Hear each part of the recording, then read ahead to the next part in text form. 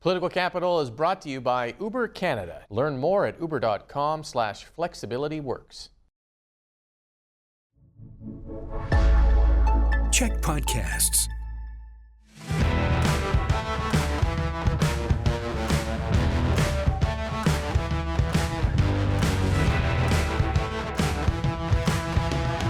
Hey everyone, and welcome to Political Capital, your source for all the latest in BC politics. I'm your host, Rob Shaw, coming to you as always from the CHEK News World Headquarters here in Victoria.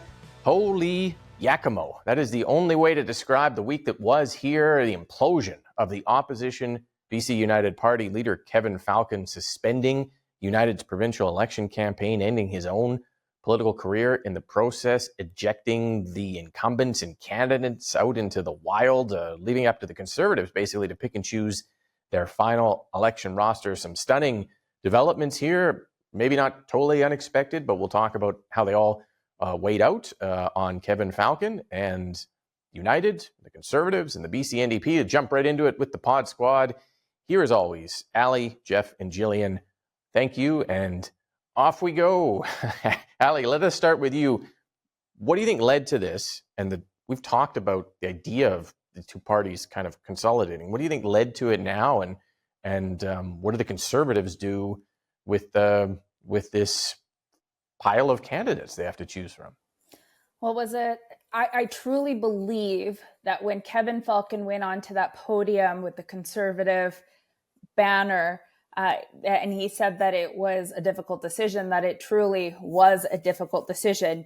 It was a decision that either you're the most hated person for one day or you're the most hated person for 4 years and then not able to walk in downtown without getting a tomato thrown at you because potentially you gave this away to the NDP. That's not a lot of fun. Let me tell you, that happens to me all the time, and that's not fun. Well, and so if he didn't make this decision and he didn't fall on the sword, then there was a potential that vote split would have given and handed the election to the NDP, something that I've been talking about for quite some time.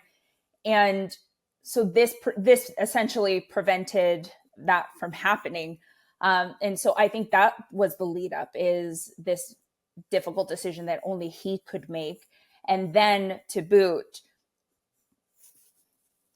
to make a difficult decision amongst his colleagues, which I imagine are his friends, and say, I'm sorry, but I had to do this for the betterment of the province. I'll also say, for today's conversation, I think there's a preamble from me that I think is worth noting, in that this is an organization, the BC United, that I've been part of since I was 18 years old. And so some of my comments and observations are one that I'm looking from the outside this time around. And so when we talk about staff losing their job, MLAs not given the opportunity to run again, I get that it sucks. But it's the reality of the political dynamics, which is not a merciful one in BC, and it never has been.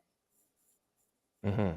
No, politics is not fair, as they say. Jillian, we've talked about the idea of a deal or a merger or something for months now, and it was rejected at one point by the parties. It doesn't feel like United got very much out of this deal. What do you make of what was essentially them getting the Conservatives to consider some candidates maybe?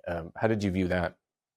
Yeah, I mean, I think that Allie's right that this was a lot more about what Kevin Falcon wanted than what the sort of party as a whole wanted. And we saw, some pretty negative reactions from his caucus and from candidates from the liberal end of the spectrum. I think he decided that, he didn't want to carry the banner forward for the next 6 weeks and live with the consequences. He needs to think about the rest of his life. And I think that's kind of what led to this decision.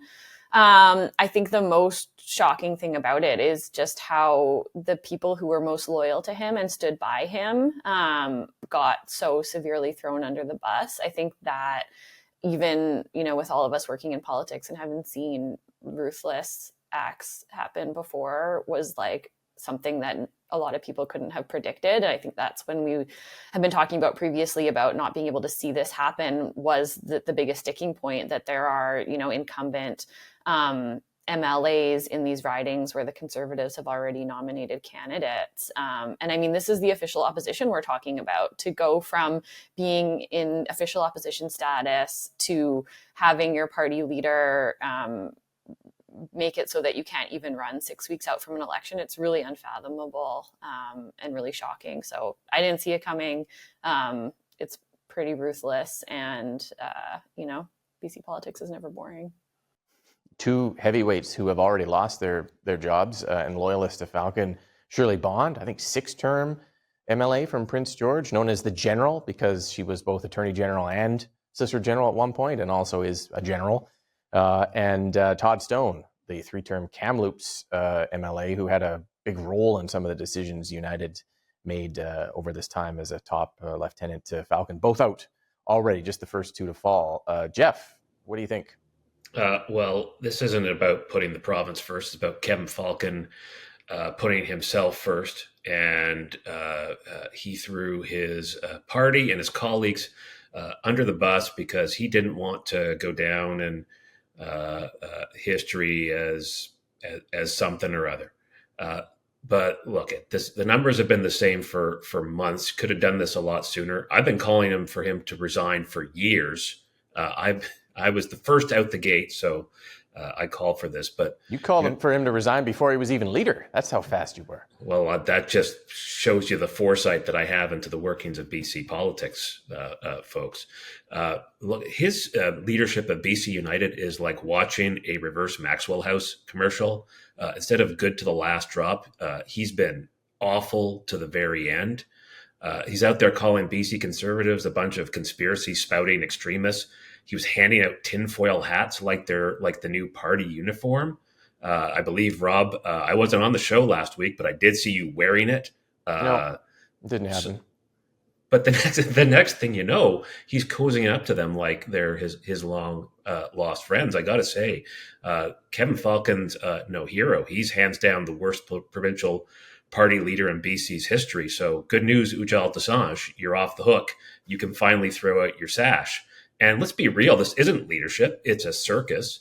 Falcon's thrown his own MLAs, candidates and volunteers, folks who've poured their hearts into building that party, under the bus, leaving them wondering where they belong now, not consulting them, giving them like 30 seconds notice before everything they built has been thrown to the wind. And now he expects to be treated as a triumphant hero. I think he's the worst political leader BC's ever had, and he couldn't have made the election a choice before voters more stark and clear. And we'll see how that goes in the interesting weeks to follow. As part of this deal, BC United gave the Conservatives their 200-page package of research they had done on candidate controversies. And we've talked about some of them already, but there were a ton more that United was about to launch, including the Peace River North candidate for the Conservatives, who has been posting about chemtrails on their Facebook page. So do we think the Conservatives use this opportunity to get rid of some of those candidates, substitute in United ones, get out from under the label of being called by their critics as that kind of conspiracy party? Can they do that? Will Rustad take heat for that internally? How much can he do that, I guess, Allie? And what do you think he's going to do there? Let me just set the stage here that politics has never been a kumbaya summer camp situation. And so to some of Jeff's points where there's criticism that Kevin made a selfish move for his personal reputation, sure, there might be some truth to some of that, Jeff, but this was a bigger decision because he is the powers that be. That is politics. And so going to this draft of candidates that's about to happen this weekend, in fact, of who makes the cut, is this an opportunity now for the Conservatives to get rid of some of their candidates to make room for others with a bit more experience, with a bit more bench strength? Because there is a possibility that we might actually see a John Rustad as premier. Now, I lost my train of thought. It's okay. It's a week where our brains have exploded. Like, do the Conservatives use this opportunity to weed out some of the problematic candidates based on basically getting a look into the future of what criticisms were coming through this United dossier, Allie? Oh, yes, it's an opportunity to reshift, but it's also one in which John Rustad and the Conservative folks have to really look inward into what kind of party they want to build. Is this the new broader coalition, or are they going to stay as the purist conservative, more towards the right? I hope we get into a little bit of conversation of where this leaves the centrist voters, because that's a whole other ball game here. But I do think that there is that possibility where they grow in a way that builds a more viable option for voters. But it's not going to be pretty. It's not going to be fair, and no one ever said the politics was fair. Mm-hmm. Yeah, it will be. He will take heat. Rustad will take heat for the moves that he may or may not make here on candidates that in the past he's promised not to displace for United. Jillian, what do you think of that dynamic? How much pressure will be on him to act or not act on the issue of the candidate controversies in this big dossier he's got? I think it's the most interesting question mark that we still have, and they've made indications that they're trying to wrap it up pretty quickly, even by the end of this weekend. So maybe we'll be talking about that next week. And it's a delicate balance because we just don't have a lot of time here. And, every time you disqualify a candidate, you lose their loyalty. And, depending on, each one's going to have different dynamics in terms of what kinds of support they have in their community, how loud they are, what kind of person they are, how much noise they can make about it, how vengeful they are. So it's so interesting because they don't have a lot of time to be analyzing all of these different dynamics with each decision that they're going to make. So I would bet that they're going to only try to replace the ones that they really feel like they have to. We've already saw some indications from Rustad that he doesn't want to capitulate much to the sort of moderate wing of the old BC Liberal Party. He was evasive when he was asked about climate change in his news conference. He doubled down on getting rid of SOGI, still saying the line that it sexualizes children somehow by, preventing kids from getting bullied in schools. So I don't expect that it's going to be that big of a change, but it will be interesting to see if they're willing to take more of a risk to really try to capture some more of the center, or if they just kind of, are really making a play to become the official opposition and then maybe sort of deal with the party building that needs to come for 2 election cycles. Because, it's wild. Like a couple of months ago, you have to think even he himself was not thinking that he might have a shot at becoming premier, or if he even wants that potentially is something that we haven't talked about. And I think is an interesting question. Yeah, we'll move to the issue of the center in a second, Jeff. Just close us off on do you think John Rustad takes this opportunity to clean house? And if he does, what does that mean? Well, my sense of the candidate vetting among the BC Conservatives is that there's been, I'm just an outsider looking in, but there seems to have been more candidate vetting processes than there have been Rocky movies. And we end up with a 200-page dossier of weird things that candidates who are with the BC Conservatives today have said that Kevin Falcon, as recently as the day before he jumped to supporting the BC Conservatives, said were the reason why they should never be anywhere close to the Premier's office. So I hope that folks who call LGBTQ folks degenerates and groomers, I hope folks who say vaccines make you magnetic or spread disease, who say that 5G wireless towers are tools of genocide, who extol the virtues of and conspiracies about chemtrails are off the ballot because they should be nowhere near our schools and hospitals and policy making.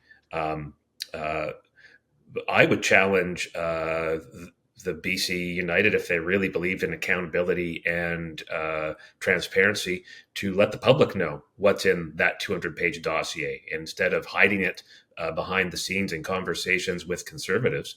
Let folks know what all those candidates are saying and thinking, and then have your conversation about who should be candidates. If they don't, then got something to hide. If they do, then we'll all know. Everyone in BC who's got to make a decision in this election will know what's on offer to voters in this campaign. Yeah, although, I mean, I'm sure that the kids in short pants in the NDP basement office have a 500-page dossier on the Conservatives. They more so it's wear not like chinos. we're not going to see this stuff. They don't really have. There's more chinos. Some folks wear chinos. How about the cargo pants? Cargo pants. Kids in cargo pants. Let's go to the NDP reaction and then the issue of the centre here. And David Eby came out with a video saying, you know what, if you're a BC Liberal, you've lost BC United, and you can't swallow supporting the Conservatives for many of the reasons Jeff just said there, come to us. Come to us in the NDP. And it raises a question of whether those folks will go to the NDP, or is the NDP close enough to what we call the centre, meaning, the sort of less far left, less activist, less sort of radical, and do the Conservatives try to moderate to come back into this center when we sort of talk about voters who are maybe fiscally somewhat conservative but socially liberal? I'm not sure if that's even how we define the center anymore. So the NDP reaction, luring people over, and whether the Conservatives kind of follow suit. Allie, what's that dynamic like? Politics is ridiculous because this week also Kamala Harris said that she would welcome a Republican candidate into her caucus as well, or into her cabinet. And I'm just sitting there like, and now David Eby saying, come over for the BC United candidates. I'm just like, what is left and right here? And nothing is adding up in the way that it used to. Now, the centrist voters, I think this is very interesting because this is the reason why we're in this pickle to begin with. The fact that BC United thought that they were going to appeal to centrist voters, figured out that lane actually doesn't exist for them because the NDP had already taken that space. And then the Conservatives were obviously taking the right. And so where did it leave Kevin to pick up some votes? Pretty much nowhere. And this is why he doesn't exist anymore. But I don't think that the Conservatives make an appeal to the centrist voters, mostly because this blue wave conservative movement that we're experiencing across the country is one in which that they can really take this all the way to victory without having to sacrifice any of their conservative values, and then allow these other folks like Corinne Kirkpatrick, for instance, where she went on Twitter saying that she was going to run potentially as an independent, because where do the centrist voters go? Corinne, the centrist voters have already been with the NDP for so long. All of the federal liberals are already with the NDP. I can't find a federal liberal who was with the BC United on those last weeks anyways. There are lots of them. And in the last 2 days since this merger announcement, my phone has been lighting up with absolutely those folks.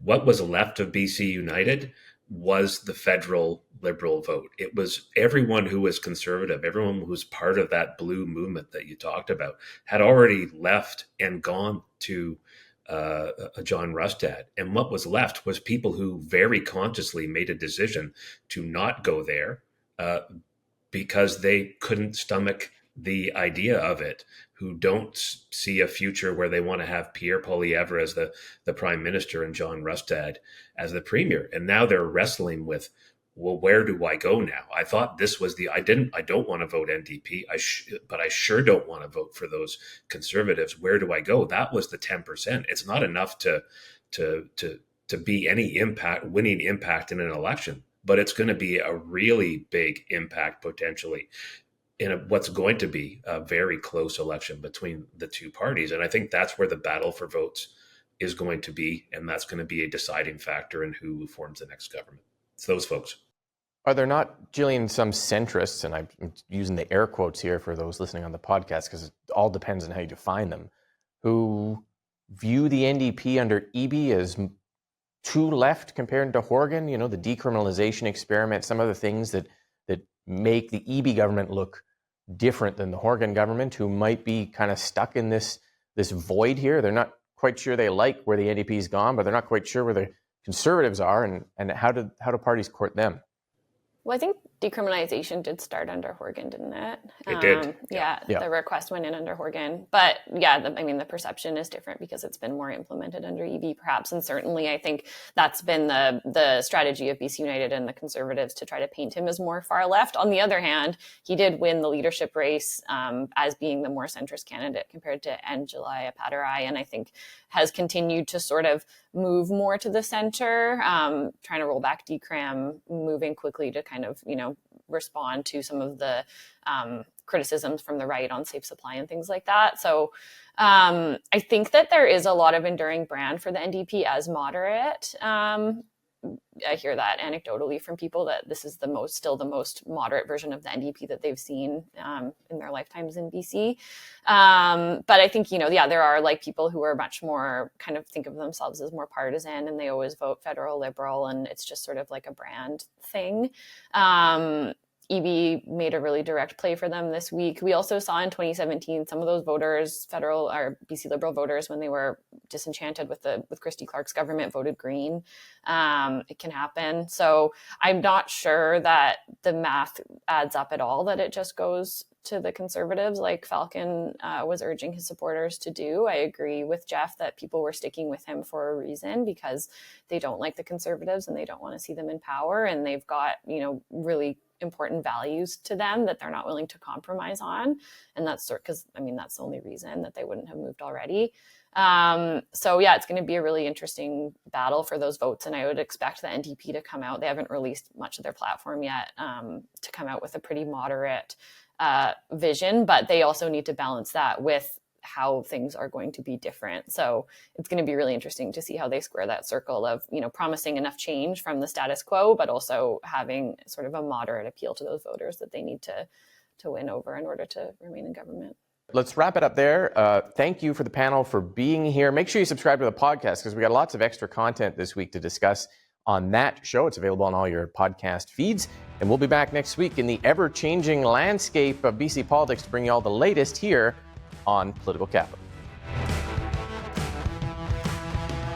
Political Capital is brought to you by Uber Canada. Learn more at uber.com/flexibilityworks.